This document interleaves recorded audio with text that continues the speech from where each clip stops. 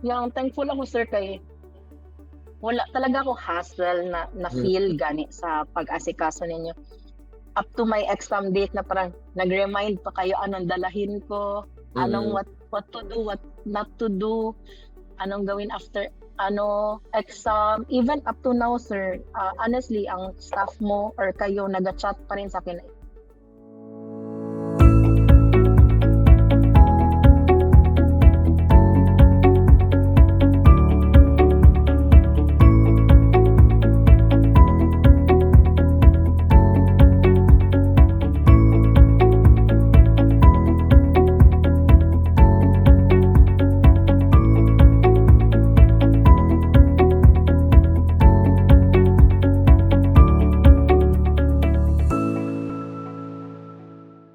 Good morning, good afternoon, good evening, nurses. My name is Christopher Gonzalez Francisco from Nasha Business Consultancy Services.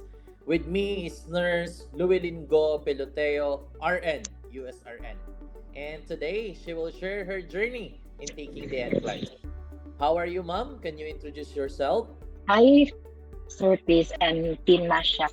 I'm Luilin Filoteo, finally a USRM. First, ma'am, we would like to know the reason and what motivates you to take the NCLEX and become a registered nurse in the US. My plan is way back pa talaga after graduating and everything that then nagsettle back kasi gusto mo magtrabaho again kasi nakuha mo yung Philippine license or yung local license para maka-practice as nurse, right? So parang yun, na-enjoy ko ang work. Then at the same time, parang it motivates me to take since ang mga kasama ko sa hospital is they are taking it and then nag-fly na to US. So Yeah. sabi ng iba, why not try it?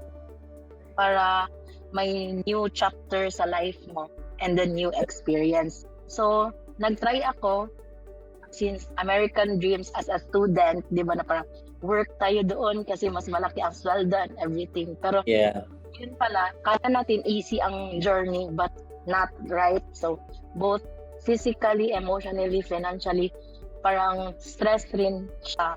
Of course, ginagawa natin yan hindi because na ayaw natin sa Pilipinas, but we wanted to provide better to our loved ones, especially sa mga pamilya po natin. Okay, ma'am. Going back, you mentioned earlier na hindi madali, it is challenging, medyo difficult. Tell us about your exam preparation and the strategy, ma'am, in your review. How does it work po? First, I started processing with, I think, Nasha for since March 2022. Kasama kami ni ng mga friends ko, right? Ang journey ko started March with Nasha. Di ba sabi ko, stressful ba mag-process niyan? Baka ako mag-asikaso lahat and everything. So yun ang worry ko. But kayo nagsabi na, ma'am, hassle-free, ganyan. So ang ginawa ko lang is, at first is magpunta ng school. Yeah. So kung compared sa iba na kasama ko, parang mas prepared ako kasi naka-request ako earlier than them. Ganyan, good. Pero yun pala, nagbalik ako to step 1 kasi hindi tanggapin ng school pag hindi mag-coincide ang papers. So parang with the help of your agency, sir, and you, Sir Chris, parang nag-lessen yung stress ko. Like, ako pa minsan nagakulit sa mga staff na when ba ako magbayad ng step 1 para ma-arrange ko na ang time ko and everything. Pag start ko na step 1, nag-start din ako ng review. Pag start ko ng review, parang yung college lessons mo up to nag-graduate ka, ang experience mo parang hindi man mag-coincide sa pag-start ng NCLEX ko. Parang what to do, what to start. Although nag-offer yun kayo na may review center kayo na parang katay up. But sabi ko na parang sige lang, later on ko na lang i-decide kung mag-go ako noon. So naghanap ko na iba. Although meron man ako nahanap, sir. You can mention the review center. Nakahanap ako kay Simplify NCLEX, sir. Ano siya, affordable. At the same time, gina-guide niya kami from step 1 down to the last step, ganyan. Pero although hindi naman kasi yan sa review center, sir, it's your will man talaga na mag-study ikaw. Yeah. Meron times na tama rin mag-study since galing duty, ganyan. Pero only way kong mag-study is sa after ng shift. ko, Mhm. or even before my shift, only few people lang nakaalam ng journey ko na sa inyo ko lang isabi ang aking plans. Pero wag lang isabi sa iba. Kasi baka ayoko mag-jinx like ganyan. Hindi lang man din ako ang mag-exam. Madami man rin, di ba? Yes. So sabi ko na, Mom, pwede ako mag-favor na pwede ako PM shift since ang review kay morning man 8 Mhm. 8 a.m. to 1 p.m. Sacrifice paid off man, nakapasa, stressful ang journey, pero at the same time fun man kasi parang balik estudyante ka pero at the same time naging working student ka. Pero all of these sacrifices, ma'am, all of these sacrifices that you made is worth it naman kasi you passed the NCLEX in one take. All of these schedules, busy ka masyado, and then you have limited time for the review. Did you create a study guide, ma'am, for you to be guided with the preparation? Nag-create po ba kayo ng study guide? Honestly, at first, pag-start ko ng review, sabi ko, review lang, kaya siguro to. Walang study guide and everything. Paano pag-exam ko? Kung lahat ba ito ng na-review ko, papasok ba sa utak ko? Papasok ba lahat sa question? Yes. So I'm praying na parang sana in every turo ng teacher sa review, yun rin ang maglabas sa exam. But hindi, hearing from negative side man, di ba Sir Chris, may negative man talaga na ibang kasama mo, wala nakalusot, hindi nakapasa, retake na naman. So parang financially, stress na naman yan. Saan ka kuha ng another money for exam?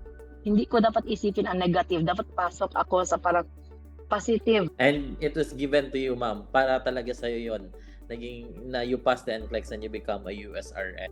You mentioned earlier na Nasha helped you with all the process. Can you tell us in detail, paano ba kayo tinulungan ni Nasha sa NCLEX ninyo, getting your approval, scheduling your exam, and other things that make you prepare for the exam? Remember ko first day pumunta ako sa office ni Sir Chris. Sabi ko na parang dala ko ang mga envelope. Sabi ko, ang passport ko, prepared na lahat. Sabi ko, magbayad na. When ako magbayad, Sir Chris? Like, di ba yun ang tanong ko first? Yung thankful ako, Sir, kay wala talaga ako hassle na feel gani sa pag-asikaso ninyo. Up to my exam date na parang nag-remind pa kayo anong dalahin ko, anong what to do, what not to do, anong gawin after exam. Even up to now, sir, honestly, ang staff mo or kayo nag-chat pa rin sa akin if na-receive ko na yung aking parang certificate, license verification. Sabi ko, yes ma'am, na-receive ko yung license verification, but yung parang certificate ma'am na parang diploma, wala pa. Sabi niya, sige ma'am, we'll try to follow up. Sabi ko, salamat, may mag-follow up kasi wala akong, hindi ko alam anong gawin, honestly. Like, di ba? Sige na, magtanong lang ako sa Nasha. Punta tayo sa Nasha, mag-follow up tayo kung how much yung mga bayarin ng visa screening and everything. Tayo rin ang ginahintay ng Nasha. Sige lang, pag may time ako, magpunta ako sa Nasha, mag-surprise lang ako. Sabi ko ganyan. So, soon, sir, magpunta rin ako dyan to ask na naman questions. Thank you so much, ma'am, sa feedback niyo po and sa appreciation sa service namin and assistance namin. Ganon naman talaga si Nasha, hindi lang na we will process your application. We want to partner with you in achieving your professional goal abroad. And you are now one step closer to your American dream, ma'am, kasi yung nakuha mo na yung key, no? Taking the NCLEX, passing the NCLEX is the key, and you are now a USRN. So moving forward, move na tayo doon sa visa screen and yun sa license endorsement mo, depende kung saan ka ma-deploy na. Lastly, ma'am, napakaganda ng story mo, napakaganda ng experiences mo, no? Yung challenges and saka yung pag-achieve mo sa professional goal mo. What are your message, ma'am, and advices to other medical professionals, nurses who are planning to take the NCLEX, yung mga aspiring USRN? Ano yung message and advices mo sa kanila, ma'am? To all maging USRN or they will take the journey of NCLEX, first is it's not easy if you're not mentally prepared, physically prepared, emotionally prepared, and all. Kailangan may bala. Before kasi ako nag-start na aking journey, nag-pray ako kay Lord na kung i-start ko ang journey, dapat i-finish ko. Honestly, gastos talaga siya. Pero worth it naman ang gastos. Kasi may license ka, soon for the aspiring USRNs, kailangan fully ka na prepared. Kasi ang journey is not easy. Sa pag-review pa lang, sa time, even ako, nag-prepare ako what notebook to use, what ballpen to use. Yes. Ganyan. Ang prepared ko. Even computer, sabi ko na, hindi ko kaya mag-laptop always, kay sakit sa mata, yung ganyan, God. So yun, kailangan prepared ka lahat. Then, yun, si God, ask for assistance kay God. Sa lahat-lahat, siya man talaga ang ating master. Before ako nag-start ng journey, kinausap ko parents ko na mag-review ako, mag-take ako exam. Hindi man din maiwasan ang negative side sa work na makita mo na hindi nakalusot ang iba, pero ikaw parang down ka na, pero ikaw isipin mo, ilisip mo rin ang self mo na kaya na ko ni dili bitaw mi pareha og utok ana God na kaya gani nako na mag-work, mag-study without hesitation ana God. So kaya sad nila. For me, kasi hindi siya excuse na mag-resign ka sa work. Time management lang. Yes. Although bahala na 3 hours ang tulog, basta naa kay license. Anak na lang, di ba? Kaya soon honestly, karon pagpasa na ko, natulog na jud ko. Pero worth it siya. Worth the fight jud. Yes po. So, parang, okay, I'm gonna sacrifice. Magsasacrifice ka ng 6 months or couple of months na kulang yung tulog mo. But at the end of the day, once you pass the NCLEX, buong buhay mo dadalhin yung license mo. Kahit saan ka pumunta, dalang-dala mo yun. And all the sacrifices, all the challenges will be worth it. And of course, as guidance by our God to help you and guide you all throughout your preparation. Minsan nga ma'am, yung ibang nakakausap ko is every question during the examination, nagpe-pray sila na Lord, dapat masagutan ko to, things like that. I don't know if you have that kind of experience during the exam, ma'am. Ako, sir, before nag-exam, nag-pray ako. Sabi ko, Lord, hindi lang sana mag-stop sa 60.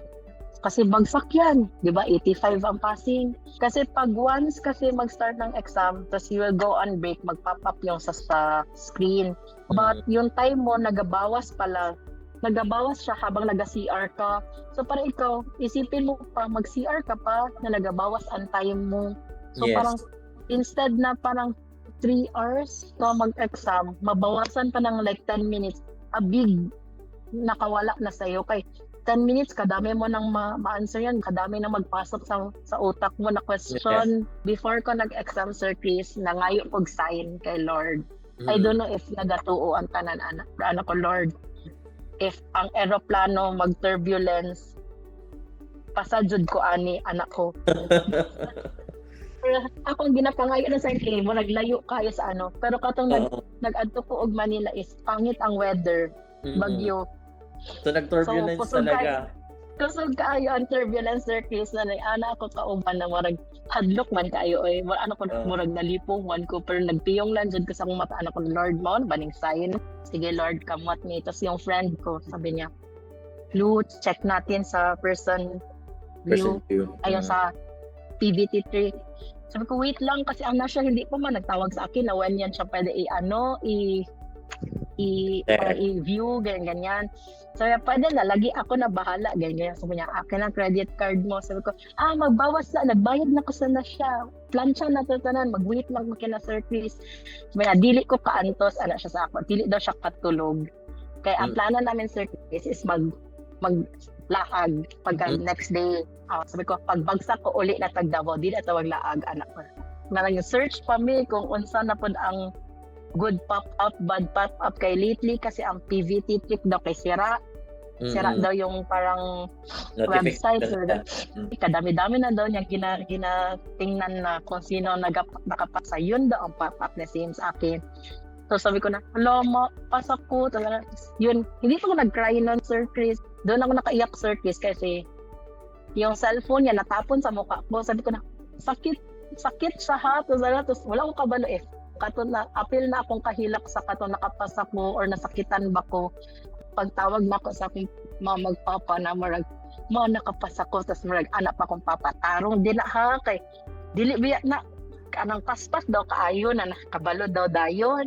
Sabi ko, Mm. pasal lagi ko. Sure, jud na. Kay nag-storya namin ni Lord. Anak ko, katong akong giagian ng mga turbulence na jud to. Anak ko, nawala ko nag-expect na mo occur to siya. To the point na pag abot na Monday, nag-message na kayo. Pag-message dito jud ko na true jud na nakapasad. Congratulations for that, ma'am. Grabe yung journey mo. Grabe yung journey mo, ma'am. From the Grabe. preparation, taking the exam, and checking the result. Kasi sometimes, pag mag-PBT3, yung iba is parang doubted pa, no? But sa Yes. akin naman, we recommend na hintayin talaga yung Official. 2 hours. Yes, yung official result. Okay, ma'am. We are really happy and fortunate that we have assisted you with your NCLEX. Again, ma'am, thank you so much for sharing your story. We know that a lot of nurses will be inspired to do the same.